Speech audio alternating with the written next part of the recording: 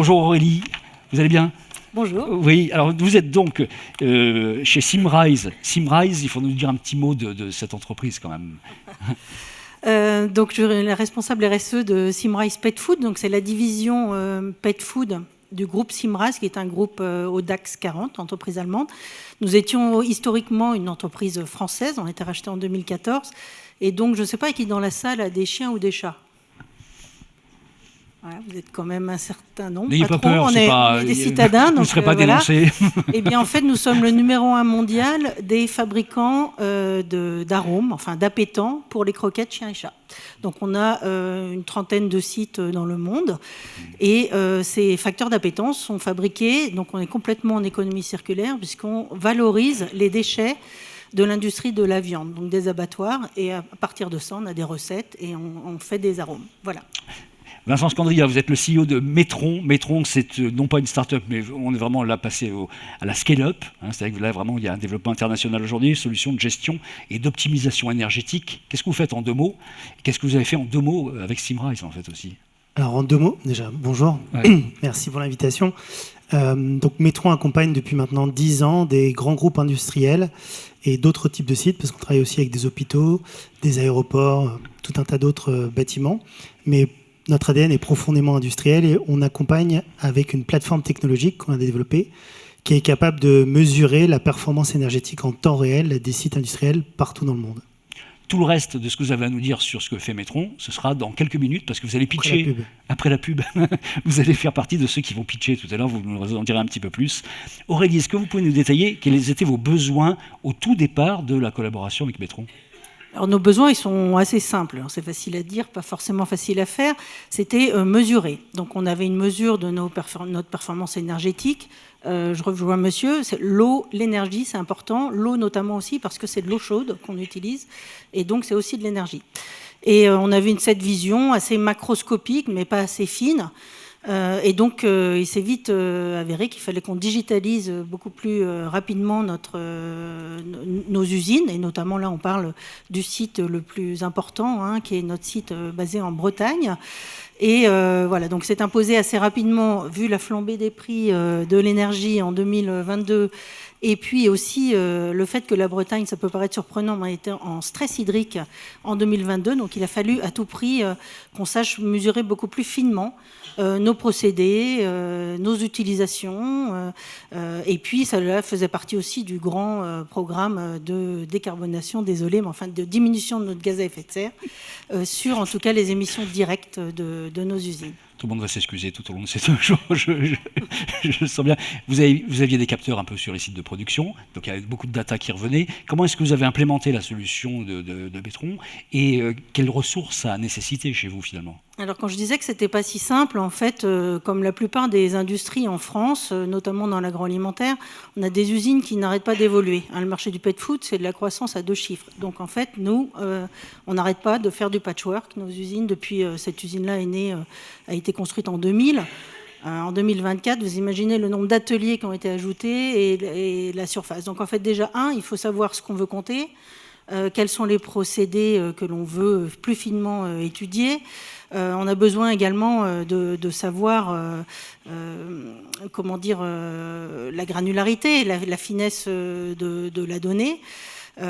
Et puis de savoir tout simplement où sont les conduites. Les conduites, quand on n'arrête pas de grandir, où sont les conduites de gaz, d'eau, etc. Enfin, donc on a mis nos compteurs. Donc ça, c'est la première étape. La deuxième difficulté, le deuxième challenge, c'est, on l'a dit tout à l'heure, un compteur, c'est un compteur, ça rapporte rien, c'est du CAPEX. Donc en plus, pour les CAPEX, on a un slot par an. Donc il faut qu'on arrive à défendre ces projets, alors que ça rapporte rien sur le court terme, ni même l'année suivante. Donc en fait, il a fallu passer cela. Donc ça s'est quand même bien passé, parce qu'on avait un bon programme aussi bas carbone en place. Donc tout ça allait de mise. Le troisième challenge, c'est un petit peu, une fois qu'on a mis nos compteurs, comment on veut fiabiliser la donnée, à quelle granularité on veut, est-ce qu'on veut l'historiser. Donc tout ça, Metron nous a bien aidés là-dessus, puisqu'on n'est pas les seuls à avoir été confrontés à ces difficultés-là.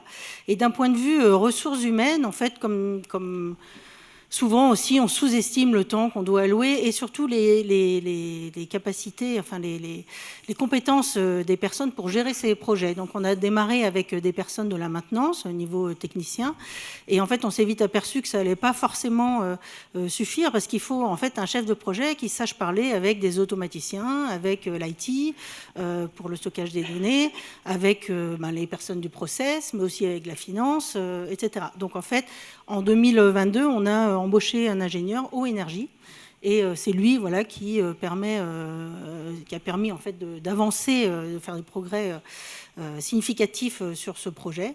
Et puis voilà, donc en fait, des difficultés, mais pas insurmontables, mais en tout cas plus complexes que ce qu'on aurait pensé. Qu'est-ce qui est opérationnel aujourd'hui dans ce qui a été mis en place? Vous avez des chiffres là, pour nous? Alors, ce qui est opérationnel, c'est qu'on a un plan de comptage complet sur toute l'usine, donc eau, électricité, gaz. On sait en temps réel chiffrer les consommations en kilowattheure ramenées à la tonne par atelier, voilà. Et en fait, surtout, on a eu la possibilité avec ce système d'avoir des indicateurs du reporting, ça aussi en temps réel, beaucoup moins fastidieux qu'auparavant. Et toutes les équipes qui étaient avant à les collecter la data, donc relever les compteurs, ensuite les rentrer dans les fichiers Excel, les analyser, tout ce temps-là, en fait, on l'a récupéré pour faire vraiment de l'analyse de la donnée et de confronter les valeurs que l'on a à nos productions. Donc on a plein de recettes différentes, hein. On n'est pas en train de sécher et de produire du lait avec des sécheurs. On a vraiment beaucoup de batchs différents et donc la difficulté c'est que quand on ne performe pas ou en dessous de ce qu'on devrait, il faut faire le lien avec quel produit est-ce, avec le temps qu'il y a dehors, quand on a des sécheurs industriels et qu'il pleut depuis 20 jours en Bretagne, c'est sûr qu'on est moins performant énergétiquement. Et donc voilà, tout ça maintenant, ces équipes peuvent passer plus de temps à l'analyse et à reboucler avec les équipes sur le terrain, parce que ça c'est hyper important, de faire visualiser les progrès, enfin déjà où on en est, puis les progrès, et de partager ça. Donc on a en fait un partage qu'on appelle un point 15, c'est un point hebdomadaire avec les équipes industrielles le lundi matin. Et en fait, on partage ces indicateurs qu'on a customisés, on a mis des alertes. Et du coup, les équipes s'approprient en fait la performance, et c'est elles, et c'est souvent les chefs d'équipe et les gens sur le terrain qui font le lien parfois avec des choses qui se sont passées, qui sont immatérielles en fait, hein, une manière de conduire un sécheur, une manière de conduire un réacteur, etc. Donc du coup, c'est tout gagnant en fait. Et puis évidemment, on a fait des économies, hein, puisque en fait, on fait des économies en termes. Aurélie, en une seule phrase, est-ce que vous avez un objectif précis de BIP, le mot-clé, de TUT, et est-ce que vous êtes dans le pipe? Mais vraiment une phrase. Oui, en fait, on a l'objectif de neutralité carbone à 2045 sur le groupe Symrise, mais plus spécifiquement Pet Food. Sur le scope 1 et 2, on a un objectif à 2030 de moins 55% sur nos émissions directes, et sur le scope 3 de moins 30%, et on va y arriver, en fait.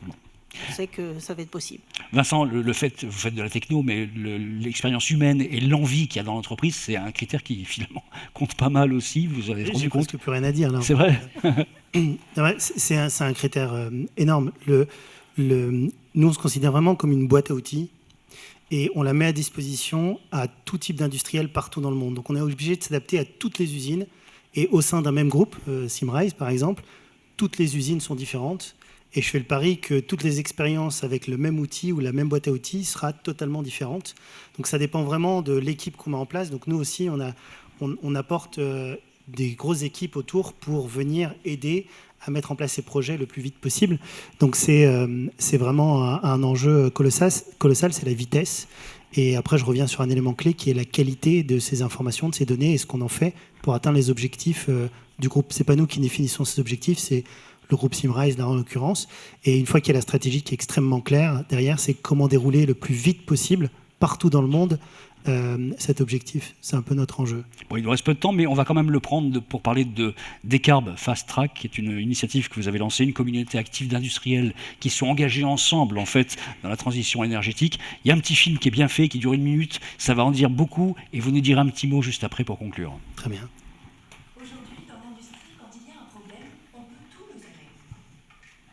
Mesurer l'impact du réchauffement climatique sur l'activité. Mesurer la part de l'industrie dans les émissions de gaz à effet de serre. Mesurer l'augmentation du prix de l'énergie en contexte de crise. Mais attendez une seconde. On n'a pas oublié quelque chose? Et si on mesurait aussi les solutions? Parce que, soyons clairs, on ne peut pas réduire ce que l'on n'a pas au préalable quantifié. C'est pourquoi nous avons lancé Decarb Fast Track, le programme d'accompagnement énergétique qui réunit des pionniers de l'industrie sur 2 ans pour qu'ils prennent le contrôle en temps réel de leur consommation d'énergie et réduisent leur empreinte carbone. Notre ambition, atteindre ensemble 100 000 tonnes d'économie de CO2. Bien sûr, c'est un premier pas, et justement, nous sommes convaincus que c'est le premier pas qui compte. Un pas qui en entraînera un autre, et puis un autre, et puis un autre. Jusqu'à créer un élan, une dynamique, un mouvement. Decarb Fast Track. Nous sommes pionniers, ensemble. 100 000 tonnes de CO2 à économiser. Vous aussi, faites votre premier pas. 100 000 tonnes de CO2 à économiser. Et quels sont les objectifs qui sont atteints déjà là, parce que... Un an plus tard, donc déjà pour revenir un petit peu sur cette démarche, l'objectif était de venir d'une initiative 100% privée, en regroupant des acteurs qui sont capables de financer ces solutions, et de l'autre côté, des industriels motivés avec des objectifs clairs de réduction de leur gaz à effet de serre, et de les mettre ensemble et de créer une communauté d'acteurs. Et c'est comme ça qu'on s'est rencontrés aussi avec Simrise. C'est justement dans ce projet-là. Donc, on a fait appel à BNP Paribas, on a fait appel à Dalkia, on a fait appel à AWS, donc Amazon Web Services et Metron. Et on a financé en majeure partie une soixantaine de projets sur des sites industriels, de 45 groupes industriels dans 8 pays en Europe. Donc, c'est pas seulement français. Et aujourd'hui, un an plus tard, on a implémenté les solutions, on a commencé à débloquer les projets. Il y a déjà 80 projets qui sont enclenchés, qui représentent à peu près 45 000 tonnes de CO2 évitées par an. Hein, il manque le par an dans cette vidéo, 100 000 tonnes par an.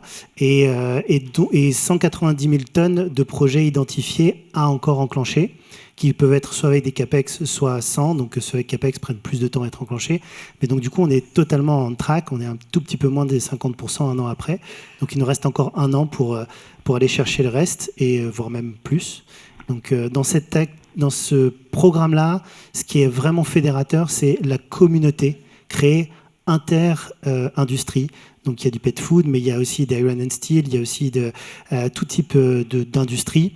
Et le partage de connaissances et de projets permet justement de passer, je ne sais pas, d'une laiterie, vous avez pris l'exemple tout à l'heure, à le pet food, comment appliquer certaines techniques qui ont été développées dans les laiteries sur du spray dryer, pour sécher le lait, sur d'autres choses qui peuvent être appliquées dans le pet food.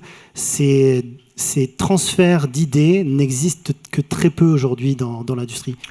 Merci beaucoup Vincent Scandrian de nous avoir parlé de cette expérience-là. On va pouvoir vous retrouver aussi pendant la pause pour en discuter directement pour ceux qui voudraient rejoindre cette aventure de Decarb Fast Track à laquelle Simrise participe évidemment. Merci Aurélie de Ratuld d'être venue sur ce plateau. Merci à vous deux. Merci beaucoup.